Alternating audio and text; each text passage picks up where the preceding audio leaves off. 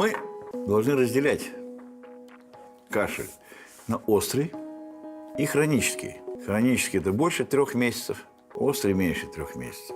Если у вас острый кашель – это одна ситуация. Мы покашляли неделю-другую, ОРЗ – понятно.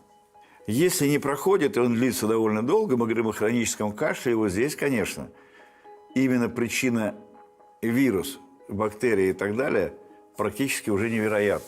Причин несколько. Самая такая банальная, конечно, это повышенная кислотность. Кислое содержимое желудка забрасывается, раздражает кашлевые рецепты, вы кашляете. А может еще и выше, тогда он вызывает и неинфекционную ангину, и боль в горле, сухость во рту и так далее. Так что это классический. Если у вас долгий хронический кашель, особенно возникающий лежа, особенно возникающий ночью, это симптом рефлюкса, а не болезни легких. Второе, это, конечно, вот все ваши гаймориты. Мы называем их синуситы. И вот это хронический гайморит, это, как правило, воспалительно-аллергический процесс, не бактериальная инфекция.